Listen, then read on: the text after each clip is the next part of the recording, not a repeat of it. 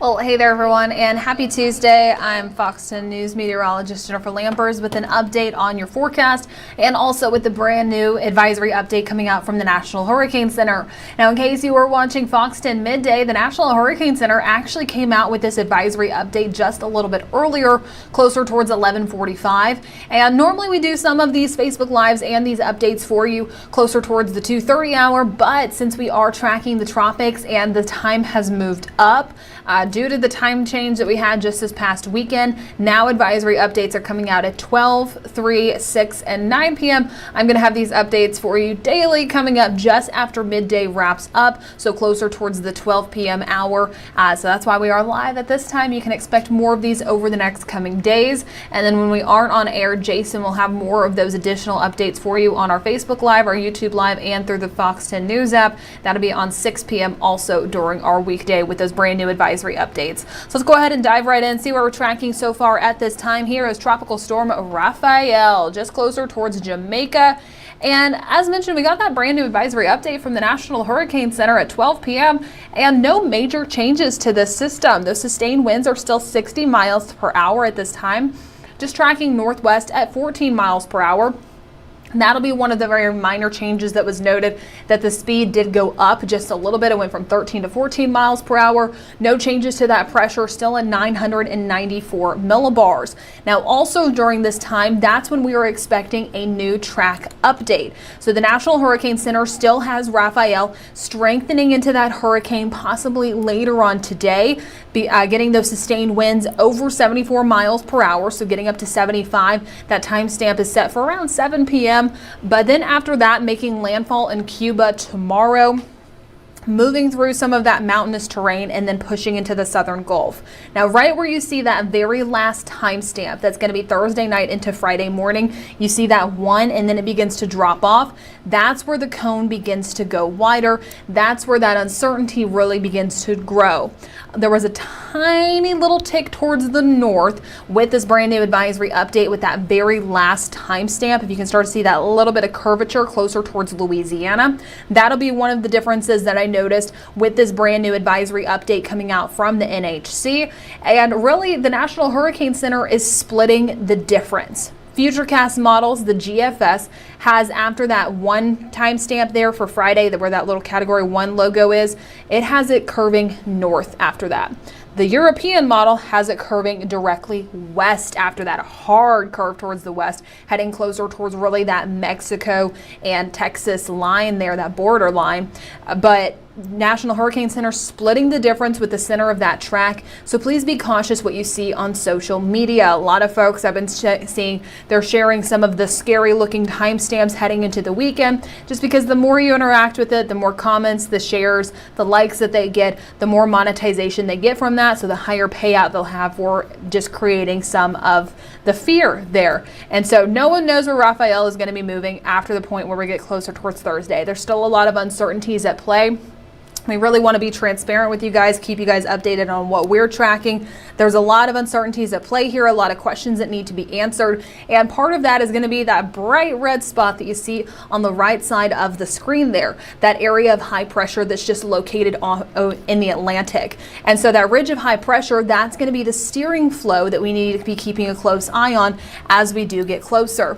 And so really just that steering flow there, what that is doing is that it's either going to be pushing Raphael, if it builds in, it gets stronger, it pushes closer towards the Florida Peninsula, it's going to be pushing Raphael further towards the west. That's going to be the European scenario that's going to be playing out, moving it closer towards Mexico and Texas. However, if that ridge of high pressure begins to back off, it begins to weaken just a little bit, that's going to open up a window for Raphael to instead push further towards the north and approach closer towards the central Gulf Coast. That is what the GFS is leaning towards. I mentioned the Euro and the GFS because these are two of the main models that we typically use with forecasting tropical systems, and they're in complete disagreement. Really, that 90-degree angle that they're just splitting, with one taking it in a much different place and then the other one very different place as well. And so it's going to be so important that you stay updated with us. Just be patient as we continue to wait on this system. We get more data from the National Hurricane Center, and also what we see what that ridge of high pressure is going to be doing, and with some of that steering flow. Now the spaghetti models really do a good job at playing out the scenario. We get through Friday morning, look at that agreement. There's a lot of agreement. They're all saying, hey, yeah, it's gonna move through Cuba, it's gonna move into the southern Gulf. And then after that, they all begin to fan out. Some further towards the west, some towards the northwest, and some directly towards the north. As mentioned, GFS is more of that north, that Euro is more of that west. So you can really start to see where they create that 90-degree angle of disagreement where some travel in all different directions. I will say the good news is that some of the agreement that is in place is going to be for this weakening trend to be taking place. And I'll talk more about that in just a moment, but that really shows you that ridge of high pressure, how it's starting just to inch further towards the west, and it's pushing some of those models away from us closer towards Mexico and Texas. But if it backs off, that's going to be making that perfect window for more of that to continue to track further towards the central Gulf Coast. I mentioned that weakening trend. There's some wind shear located over the southeast, and so that is going to be the good news. Typically in the month of November, we have that jet stream helping us out. Instead, you just see more of that closer towards Memphis and Nashville, located towards the mid-south. So it's not helping us out in keeping some of these tropical systems away, but it is helping us out in weakening it from making landfall as a stronger system. And so if everything plays out how it is, even if it approaches closer towards us, right now likely scenario looking closer towards tropical storm strength at that landfall approach. And that'd be great because it'd just be some breezy winds. We've been through the tropical storms before. Some breezy winds out there, some rough surf. That'll be the main thing that we encounter, but also some rain. We need it. We've been in a drought so far, but we're not getting all of the strong system with it. And so best case scenario for us out of the 2024 season truly will just be getting one of those tropical storms instead of any of those hurricanes out there. But as always, stay updated with us. Things are going to be changing as we do get closer. We just have to wait really until tomorrow. We'll start to get some more of those questions answered, but that is why that cone of uncertainty is still so wide at this time. Models, complete disagreement. And so I'll be keeping you updated. Matt's keeping you updated in the mornings, Jason in the evenings, Nicholas on the weekends. We're working hard around the clock, just keeping you updated on air, online, on social media, just because this is something that we have to watch and be patient with over the next few days. In case you encounter anyone that has questions about this system, in case they're sharing any landfall estimates with it, just direct them our way, because we don't know when or where that system is going to be making landfall because of that steering flow being the main question. So the main takeaway from all of this, the local headlines, how is it impacting the Fox 10 viewing area, regardless of where it heads. If it's going to be heading to Mexico, Texas, Louisiana, Florida, Mississippi, Alabama, rough surf, regardless, will be something that we're going to be experiencing over the next few days. Please stay out of the Gulf waters. It was rough this past weekend. It's still staying that way. And so this is just more of that dangerous, life-threatening surf that we're going to be encountering. Higher rain chances. Right now we have those ticking up closer towards Friday and Saturday. Our rain chances are subject to change based on the path that Raphael will be taking. So if you do have any of those outdoor plans heading closer towards late week and into the weekend, be flexible, have that backup plan. Things could change to where the rain chances go up or the rain chances go down. The uncertainty really is coming into play with this system, and then the uncertainties remain. Again, models not in agreement with any of this because that upper atmosphere dynamic, that's going to be the big question once we do get closer towards midweek and the end of the week.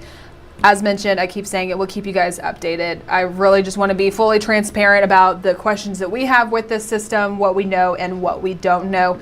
As always, if you guys have any additional questions for us, we'd be more than happy to answer those. You can always comment on the bottom of this Facebook Live. That's where I monitor some of these comments, or also you can message us or email us on our social media for any of those questions too. I did want to go ahead and check in at our local beaches for any of you that are questioning what's going on with the forecast at this time.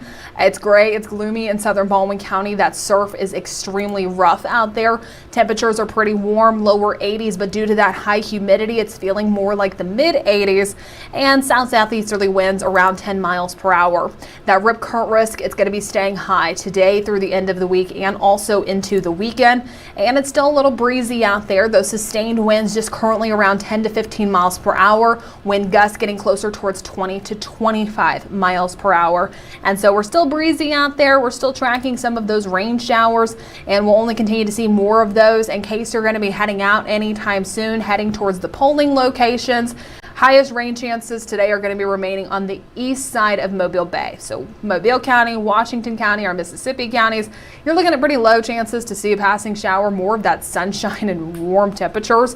It's closer towards the Florida Panhandle, coastal Baldwin County that we're seeing some of that. Navarre up towards Floridale, just seeing some of those moderate showers, including Milton, Flomaton, Century, Jay, Atmore, Little Rock, just starting to see some very light isolated showers. That does include Bruton too.